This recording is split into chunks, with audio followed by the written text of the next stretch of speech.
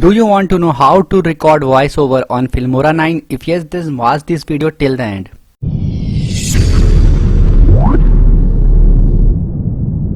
To do this process, first of all you need to open Filmora and add a video or any file. So I'm adding this video now. Add this video to the project. After that, make sure to mute this video. Right click on this and click on mute because background sound will not come. After that, you can see there is an option. You can see mic. It is showing like a mic, and it is showing like add voiceover. Just click on this option. You can click on this red button, mic button, and recording will start.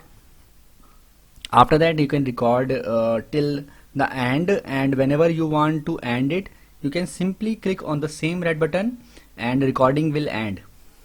You can see I will just end this video by clicking on this red button, and video is now recorded.